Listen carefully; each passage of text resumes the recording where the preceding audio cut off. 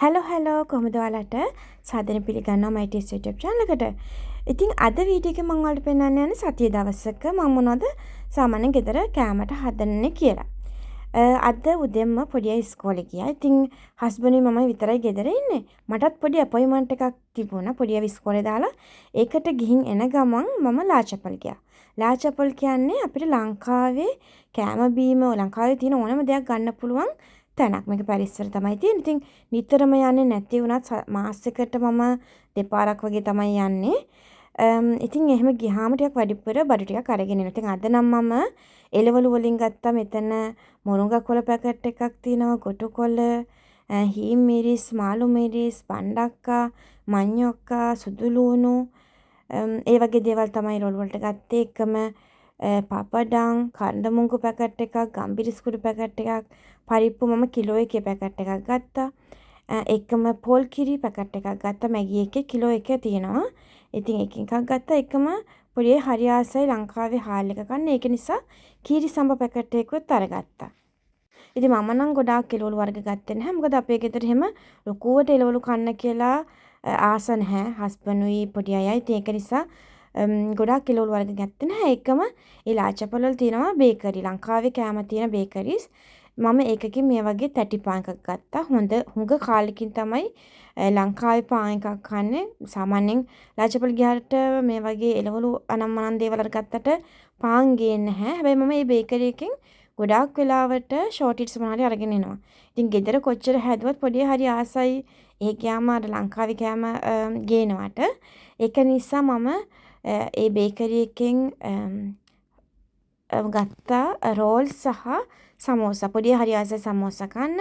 ඉතින් එයාලා නම් නැති නිසා මම මේක ෆ්‍රිජ් එකේ දාලා එයාලගේ කොටස තියෙනවා. ඉස්කෝලේ ආවහම කන්න. ඉතින් හස්බන්ඩ් මයි ගෙදර ඉන්න හින්දා අපි හිතුවා දැන් ඉතින් උදේ 10ට විතර මේක කාලා තේ එකක් බොන්න. ඉතින් මේ දවස් ටිකක් සීතලයි ආයේ.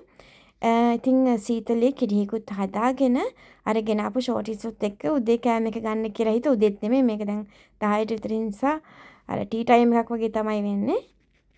මම හරි ආස ෂෝටිස් කද්දි ටිකක් සැර සෝස් එකක් එක්ක කන්න. මට ගෙදර තිබුණා මේ අරිස සෝස් එක. මේක ඇරබික් සෝස් එකක්. මේක ටිකක් අර පියුරේ එකක් වගේ, ස්පයිසි පියුරේ එකක් වගේ. ඉතින් මම ෂෝටිස් ටික නම් මයික්‍රෝ එකේ රත් කරගන්න නැතිව එයා ෆ්‍රයි එකේ දාලා පොඩ්ඩක් රත් කරගත්තා. එතකොට රසට ක්‍රිස්පි ගතියට තිබුණා දැන් හැදුවා වගේම. ওই විදිහට තමයි ඉතින් 10ට විතර ටී ටයිම් එක ගත්තේ. ඊළඟට ඉතින් කාලා චුට්ටක් කරලා ඉඳලා එහෙම දවල්ට යන තමයි යන්නේ. පොඩි අයත් නැති නිසා ලොකු හදිස්සියක් නැහැ. අනික කාලත් නෙනේ දැන් චුට්ටක් බඩ පිරලා තියෙන. ඉතින් හිමින් සැර යන තමයි යන්නේ. මම සේරම ටික කපලා ලෑස්ති කරලා ගත්තා. මට ලීසි වීඩියෝ එකටත් ලීසි නිසා. මුලින්ම මම මේ හදාගන්න යන්නේ බණ්ඩක්ක එකයි මඤ්ඤොක්ක කරි එකයි. මඤ්ඤොක්ක කරි එක නම් මම මුලින්ම එකට කහ, ලූණු, මිරිස්, කරපිංචා දේවල් එකතු කරලා මේක වතුරෙන් තමයි තඹගන්නේ. ඊට පස්සේ තමයි මේකට මිටි කිරි ටිකක් එකතු කරගෙන ටෙම්පරාදුවක් එම දාගන්නේ. බණ්ඩක්ක එකට නම් මම ලූණු, මිරිස්, කරපිංචා, කහ කුඩු, මිරිස් කුඩු, ලුණු කුඩු ඒ දේවල් ටික එකතු කරගෙන එකම කිරි එකතු කරගත්තා. මේකට මම තෙල් පොඩ්ඩක්වත් එකතු කරගන්නේ නැහැ. කිරියම තමයි උයා ගන්න යන්නේ. ඊළඟට මේ සමන් එක. අද මම සමන් එක චුට්ටක් වෙනස් විදිහට හදන්න හිතුවා. මුලින්ම සමන් ටික මේ විදිහට තෙල් ටිකක් එකතු කරලා ෆ්‍රයි කරගන්නවා. මේ විදිහට හරිම රසයි. හදන්න නැත්නම් හදලා බලන්න. ඉතින් මේ විදිහට දෙපැත්ත හොඳට බැදුනට පස්සේ ඒක පෑන් එකෙන් අයින් කරලා ඒ පෑන් එකට මම කපාගත්ත ලුණු ටික, මිරිස්, කරපිංචා, කහ කුඩු, කෑලි මිරිස්, මම ගම්බිරිස් කුඩු චුට්ටකුත් එකතු කරගත්තා. එකම ලුණු කුඩු. ලුණු ටික බෙදුනට පස්සේ මම මාළු මිරිස් කරලා කපාගෙන එකතු කරගත්තා. ඊට පස්සේ තමයි බෙදගත්ත සමන් ටික එකතු කරගන්නේ. ඉතින් සමන් වල එකම විදිහට තෙල් දාන්න නැතුව මේ විදිහට හදලා බලන්න හරිම රසයි. ඉතින් ඔන්න හදපු නැති කෙනෙකුට try කරලා බලන්න පුළුවන්. ඔන්න ඉතින් මඤ්ඤොක්ක එක තැම්බිලා තිනවා. මම මේකට දැන් මේ කිරිත් එකතු කරගෙන තමයි තියෙන්නේ. ඊට පස්සේ මම මේකට ටෙම්පරාදුවකුත් හදාගත්තා. ටෙම්පරාදුවට නම් මම ලූණු, කෑලි මිරිස්, එක මිරිස් කරල් දෙක තුනක්, වේලිච්ච මිරිස් කරල් දෙක තුනකුත් එකතු කරලා ටිකක් බෙදගෙන තමයි මේ ටෙම්පරාදුව හදාගත්තේ. ඉතින් මඤ්ඤොක්ක එක දැන් හදාගෙන ඉවරයි. ඊළඟට යන්නේ මම ගොටුකොළ සම්බෝල එක හදාගන්න. ඉතින් මට ගොටුකොළ සම්බෝලේ හදද්දි ගොඩක් හීනෙට කපා ගන්න අමාරුයි. ඉතින් කලින් මගේ වීඩියෝ එකට මම නංගි කෙනෙක් රිප්ලයි එකක් දාලා තිබුණා. ගොටුකොළ මේ විදිහට බ්ලෙන්ඩ් කරලා ටිකක් කෑලි හිටින විදිහට බ්ලෙන්ඩ් කරලා ගන්න පුළුවන්. එතකොටත් හොඳට හීනියට එනවා. ඉතින් මම මේ විදිහට මේ try කරන්න තමයි යන්නේ. මුලින්ම මම කොටුකොළ වලින් පොඩි ප්‍රමාණයක් මේ විදිහට බ්ලෙන්ඩ් කරලා බලුවා හරියයිද කියලා. මොකද මමත් මේක try කරන්නේ පළවෙනි වතාවට. ඇත්තටම කොටුකොළ ටික හීනියට බ්ලෙන්ඩ් වෙලා එනවා. ඒ වුණාට මේක අර ෆ්‍රෙෂ් ගතිය එකම නිකන් කොළ තැලිලා වගේ තමයි තියෙන්නේ. හොඳ වෙලාවට මම ලොකු ප්‍රමාණයක් බ්ලෙන්ඩ් කරගත්තේ නැත්තේ. ඉතින් ඔයාලට පේනවා ඇති කොළ ටික නිකන් තැලිලා පාටත් වෙනස් වෙලා වගේ තමයි තියෙන්නේ. ඉතින් ඒ බ්ලෙන්ඩ් කරන එක එහෙම නවත්තලා ඉතුරු කොළ ටික මම මේ විදිහට අතින් කපා ගන්න තමයි හිතුවේ.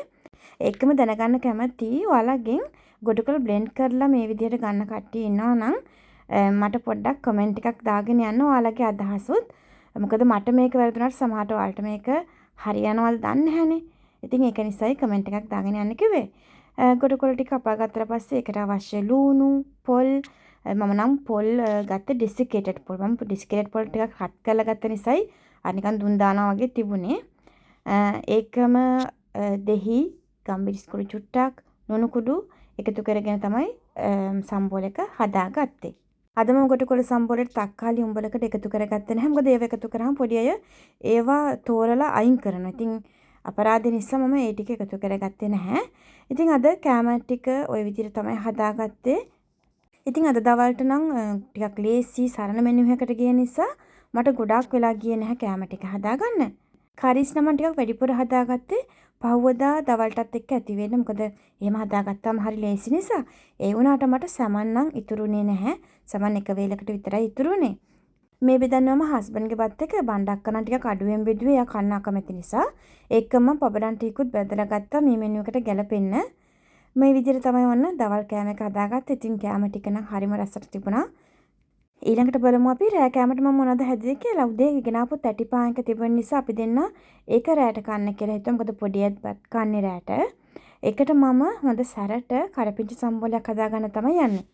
ඒකට මම මෙතන අරගෙන තියෙනවා ලූණු, අමු මිරිස්. අමු මිරිස් මම එකතන කරල් 5ක් විතර ගත්තා. සුදු ලූණු බිග් 5ක් 6ක් විතර. කරපිංචි ටිකක් වැඩිපුර ගන්න. ඒකම පොල්. ඉතින් මේ ටික හොඳට බ්ලෙන්ඩ් කරගන්න තියෙන එක මේකට එකතු කරගන්න ලූණු, ගම්බිරිස් කුඩු, කහ කුඩු මම මේකට අර කරපිංචම විතරක් තියෙන නිසා කොරියන්ඩර් කොළ ටිකකුත් එකතු කරගත්තා. දැන් මේක හොඳට බ්ලෙන්ඩ් කරගන්න තියෙන්නේ. මම මේක බ්ලෙන්ඩ් කරගද්දි වතුර නම් මොකුත් එකතු කරගත්තේ නැහැ. පොල් වල තියෙන තෙත ගතියෙන් තමයි ඒක බ්ලෙන්ඩ් උනේ. ඉතින් ඔයාලට බ්ලෙන්ඩ් කරගන්න අමාරුයි වගේ නම් වතුර බොහොම පොඩ්ඩක් එකතු කරගෙන බ්ලෙන්ඩ් කරගන්නත් පුළුවන්.